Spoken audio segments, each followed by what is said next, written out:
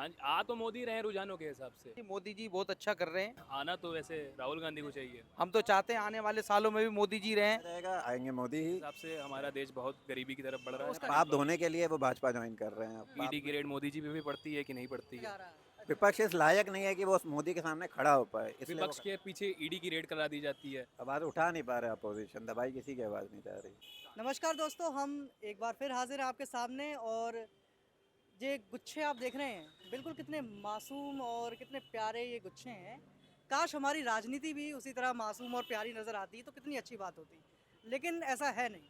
बहरहाल, आप देख रहे हैं न्यूज़ ट्यूब भारत, नए भारत की नई आवाज़। तो आइए हम कुछ लोगों से बात करके देखते हैं। तो बताइए सर, क्या माहौल चल रहा है? माहौल बहुत बढ़िया चल रहा है जी। मोदी जी बहुत अच्छा कर रहे हैं। मोदी जी बहुत अच्छा कर रहे हैं जी। किस मायनों में? सब चीज़ में अच्छा कर रहे हैं। यहाँ गरीबों के लिए रोजगार कराया उन्होंने। गरीबों के लिए पैसे पैसे दे रहे हैं रोजगार बढ़ाने के लिए। 10,000 दे रहे हैं पहली राशि, दूसरी 20,000 दिए, तीसरी 50,000 राशि दी उन्होंने गरीबों के लिए। अपने रोजगार बढ़ाने के लिए बहुत अच्छा कदम उठाया मोदी जी ने। हम तो चाहते हैं आने वाले सालों में भी मोदी जी रहें।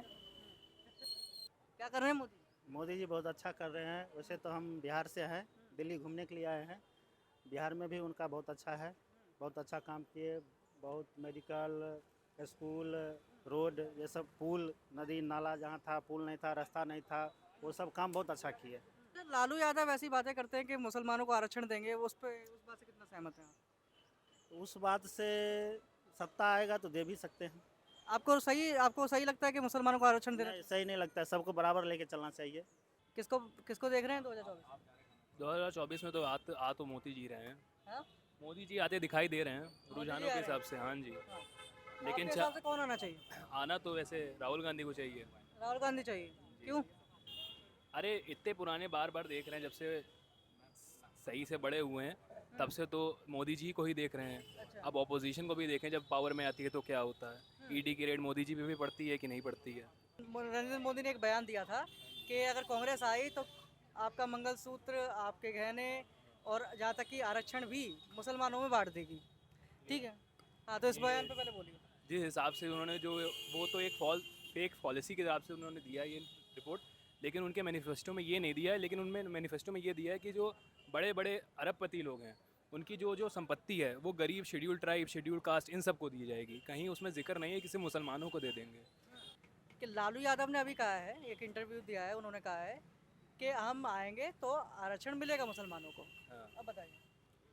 जो पिछड़ा वर्ग है उसको आरक्षण मिलने में क्या खराबी है? मुसलमान पिछड़ा वर्ग है। हाँ जी, कुछ कुछ ऊपर हैं, कुछ पिछड़े हुए हैं। जो पिछड़े हैं उनको देना ज़रूरी है। जैसे अभी लालू यादव ने जो बयान दिया है कि हम आएंगे, मतलब कि मुसलमानों को आरक्षण दिया जाएगा, इस पर आपकी क्या राय है? आरक्षण दिया जाएगा, आएंगे मोदी ही। ये भाई साहब कह रहे हैं मोदी आएंगे, आप राहुल को देखना चाहते हैं? हाँ जी, आ तो मोदी रहे हैं रुझानों के हिसाब से, रुझानों के हिसाब से लेकिन देखना चाहते हैं राहुल गांधी को आते हुए। राहुल गांधी को देखना चाहते हाँ जी। हैं। तो राहुल गांधी को देखने की इतनी तीव्र इच्छा आपने जो जाहिर करी है वो ये है कि ईडी की रेड उन पे पड़ती है कि नहीं पड़ती है मोदी पे। तो आपको क्या लगता है कि ईडी की रेड पड़नी चाहिए मोदी पे? पड़ेगी ही नहीं, कुछ है ही नहीं। कुछ है ही नहीं। परिवार वरिवार है नहीं उसका कोई। जो परिवार है जनता परिवार है उसकी, तो जनता के लिए थोड़ी ईडी रेड लगा देगी। उनके मित्रगण पे पड़ेगी ना। मित्रगण पे पड़ेगी। हाँ जी, मित्रगण पे देखना है कि क्या होता है।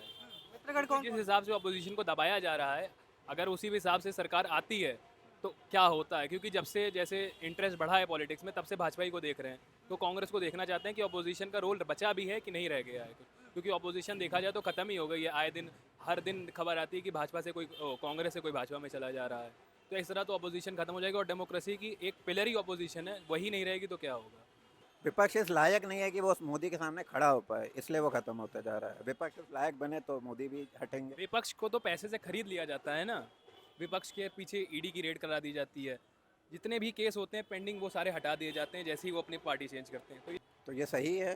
विपक्ष गलत करता है तभी जेल में जाता है। इन्होंने तो कहा गलती कि होता है। जैसे जो भ्रष्टाचारी कांग्रेस से निकल निकल कर या फिर अन्य पार्टियों से निकल निकल कर भाजपा में आ रहे हैं और आते ही वो वॉशिंग मशीन में धुल जा रहे हैं। तो तो अपने उसका पाप धोने के लिए वो भाजपा ज्वाइन कर रहे हैं। पाप में थे तभी कांग्रेस में थे। तीन कारण बताइए कि भाजपा इस देश के लिए क्यों अच्छी है?